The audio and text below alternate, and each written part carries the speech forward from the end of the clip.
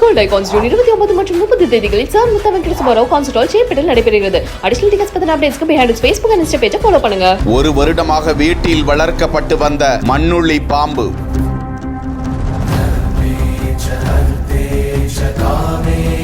நான்கரை கிலோ எடை, பல கோடிக்கு வியாபாரம் செய்ய வந்த கும்பல். மண்ணுளி பாம்பு உண்மையிலேயே விலை போகுமா?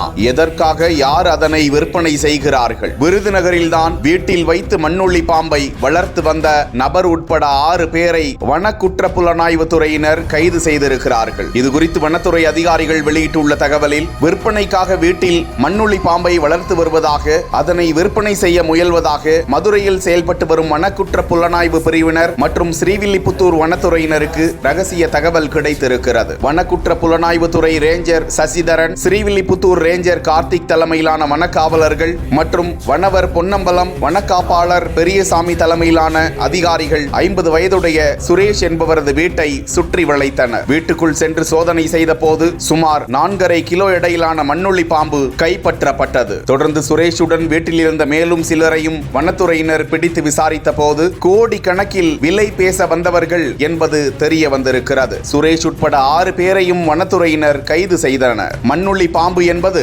மண்புழு இனத்தை சேர்ந்த ஒரு பெரிய அளவிலான புழு மட்டுமே. அது ஒரு இயற்கை உர உற்பத்தி தொழிற்சாலை என்றும் கூறுகிறார்கள். பல ஏக்கர் நிலத்திற்கு போதுமான இயற்கை உர சக்தியினை மண்ணுளி பாம்புகள் உற்பத்தி செய்கின்றனவா. இந்த பாம்பிற்கு சீனா மற்றும் மலேசிய நாடுகளில் கிராக்கி அதிகமாம். அந்த நாடுகளில் பிளாக் மேஜிக் மற்றும் மருத்துவ தேவைகளுக்கு பயன்படுத்துகிறார்களாம். இதனை விற்பதோ வளர்ப்பதோ 7 ஆண்டுகள் சிறை தண்டனைக்கு வழிவகுக்கும் என வனத்துறையினர் எச்சரிப்பது குறிப்பிடத்தக்கது.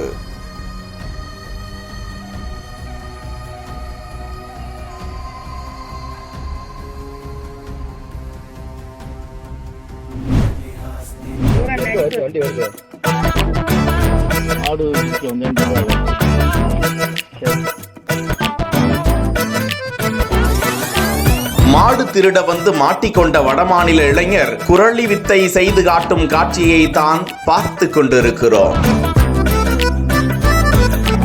சுத்து போட்ட மக்கள், சத்தமில்லாமல் சிலையாக மாறி நடித்த நபர். அடிக்கவே இல்ல, எகிரி உருண்டு விழுந்து அட்ராசிட்டி.